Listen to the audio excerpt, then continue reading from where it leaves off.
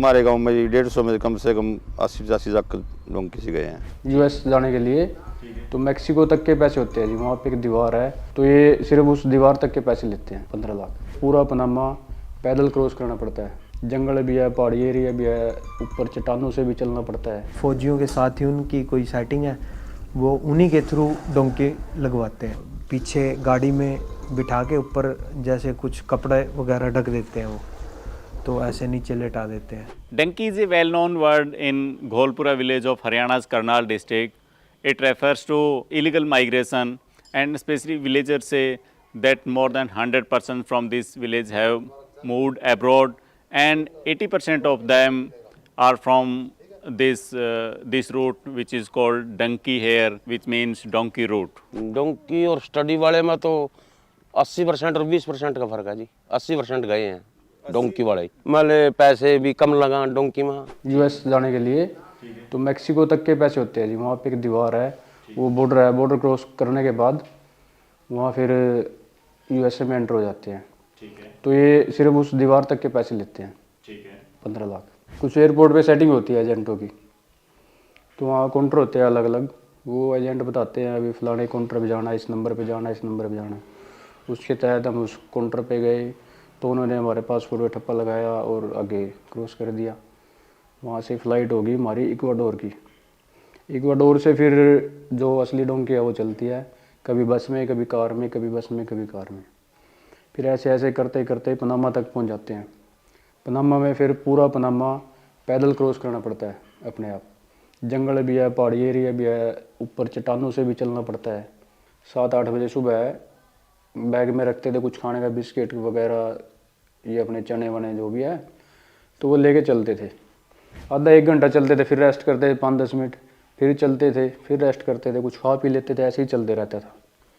शाम को जब थोड़ा दिन सा ढलने लग जाए उस टाइम हम रुक जाते थे, फिर रेस्ट करते थे। वहाँ पे वो कैंप होते हैं, टेंट से होते हैं वो जो लगाने के, उनको लगा के अपना लेट जाते थे आराम से रात को, वहीं जंगल में रात गुजारते थे। उसके बाद फिर सुबह उठ के चलते थे ऐसे ही। पनामा के बाद भी 3 कंट्री आती है, निकारागुआ, एक होंडुरस, ग्वाटेमाला। ये क्रॉस करके तीनों फिर मैक्सिको में एंटर होते हैं।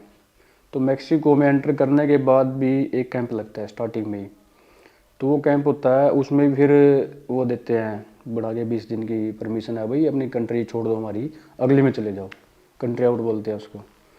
तो वो हमें दे दिया। उसके बाद भी आगे जाने लगे, आगे फिर पुलिस खड़ी मिलती थी, वो आगे नहीं जाने देते थे। उन्होंने परमिशन दे दी और उधर से पुलिस वाले आगे भी नहीं जाने देते थे। तो ऐसे करके हम वहाँ से दूसरे कैंप में चले गए, झाड़ी झूड़ियों के रास्ते, नहर के रास्ते घुस फिट के। अगले कैंप में वहाँ हम 48 दिन रहे। 2 प्रकार की नाव होती है उसमें, जिसको परमिशन मिल जाती है उस नाव में बैठने की, उसका तो 1 घंटे का रास्ता है। जिसको नहीं मिलती है उसको 8-10 घंटे भी लग जाते हैं उस नाव में। वो छोटे वाली होती है, जिसको नहीं परमिशन, वो प्राइवेट होती है, जो वैलिड नहीं है, वो लुक छिप के जाना पड़ता है उसमें। रिस्क तो जी सारे में ही था, ज़्यादा दिक्कत वहीं आई पनामा वाले जंगल में। तो वहाँ चलते चलते बहुत ज़्यादा थक जाते थे, कुछ खाने पीने का नहीं था। हम तो जी 15-20 साथी थे, एक दूसरे के साथ एडजस्ट हो जाते थे, किसी को दिक्कत होती थी उसकी हेल्प करते थे। कई और बंदे देखे हम ना, जिससे अपने ग्रुप से एक को छोड़ के चले जाते थे आगे। 1-2 बंदे रास्ते में हमने ऐसे मिले हैं जो बैठे मिलते थे, हम उनसे मिले, क्या दिक्कत है भाई, कैसे बैठे हैं भाई, साथ के बंदे छोड़ के चले गए।